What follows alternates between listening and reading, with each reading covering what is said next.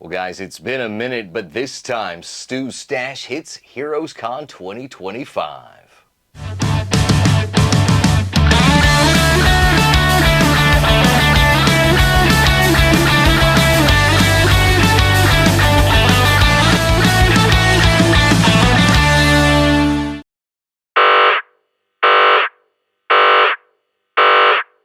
Well, guys, welcome back. It's me, Stu. Hope you're doing well out there. Like, subscribe, and share with a friend. Helps the channel grow if you haven't done so already, friends.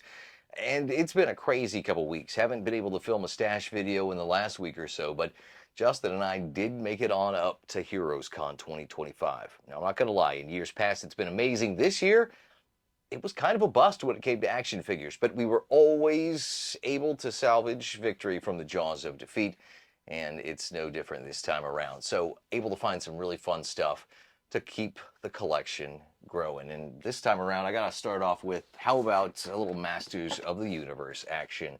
This is He Skeletor. Not too bad there. Some pretty cool line art there, pencil art there on the box. But of course, you've got this on the back too, is the figure itself. Looking fantastic.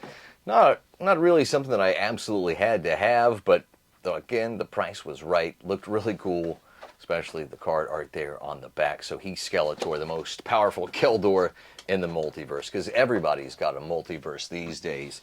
And how about some more Masters of the Universe goodness? When it comes to some specialty box goodness, how about Frogmonger?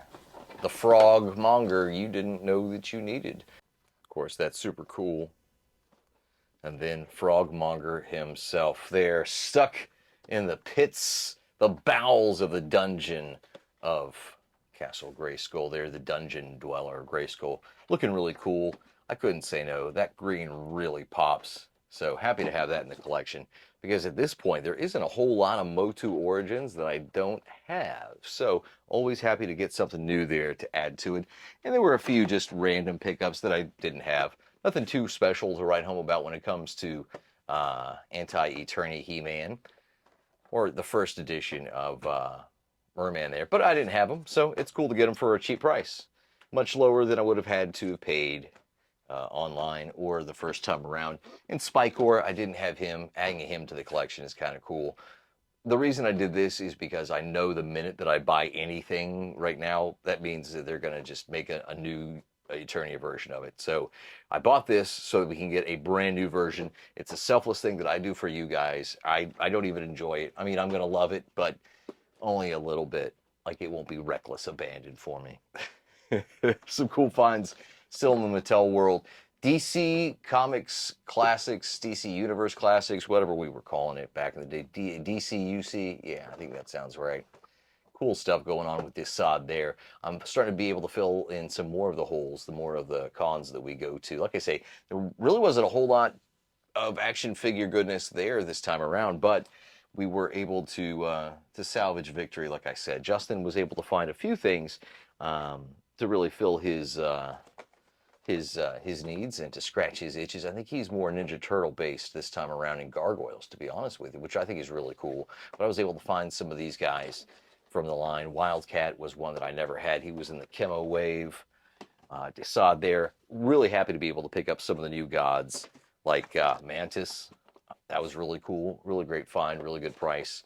A lot less I was able to pay, like, for all of these together. And I believe this guy, good old Eradicator there, I think it was like $70 for all four of those guys together. Not too bad when it comes to the prices this weekend. So, of course, I had to pick up an actual Wally West Flash in the DC Universe collection. This was the signature. This was after they went online exclusives. And at the time, I wasn't in the right place in life and financially to be able to collect these guys. But just really cool to be able to find these right now and to add them to that collection. And as far as fantastical stuff, at a good price, was able to pick up Goldar. He was like $10, so I couldn't say no to that. And yeah, just filling in the holes. Not really a Power Rangers guy per se, but the Ninja Turtles Power Ranger figures, yeah, it's tangential. So I've got all those, so I figured why not have a cheap Goldar there. But some of the best stuff I didn't anticipate picking up. And one of those was the Frazetta Girls, Vampirella. Looks super cool there, just standing on the shelf that they had her posed on, and Vampirella herself. Always a cool character, whether she's an alien vampire or she's from Earth, whatever version of the mythos you like to believe in. Always cool. And that's the Frazetta Girls, the Frazetta Icon Collectibles. Really cool stuff there. It was about $60, so I said, yeah, why not? You know, when you figure that price plus shipping and tax and everything, if you're going to get it online, give somebody some cash in hand. But what's really cool, if we're talking Frazetta, Savage Crucible, I was able to meet Frank Frazetta's grandson and purchase this. This is the Frazetta Warrior ball and chain, of course. This is in the next wave, wave 2 of Savage Crucible's figure that should be hitting, well, I say retail. If you pre-ordered and you did everything through Kickstarter or the pre-orders, that's who they're servicing first. They are getting all those orders out to folks. But of course, when you've got guys like Frazetta out there who are, you know, part of the creative process and related, they're going to get their own stock to sell off. He had like 5 of these left at Heroes Con. So I was able to pick up one. Justin was able to pick up one. And I have pre-ordered one already from Nerdzoic.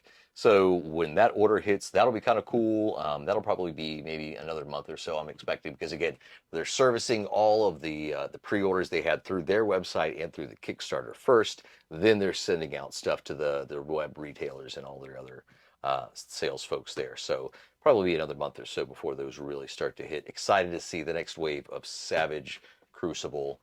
Having that in hand is really cool. So guys, tell us what you're seeing out there. What did you pick up this week? Want to hear about your hauls as well? Let us know in the comments below. And again, if you like what you've seen, share, give us that thumbs up, and subscribe, friends. It's Action Figure Now. I'm Stu. We'll see you guys on the next one.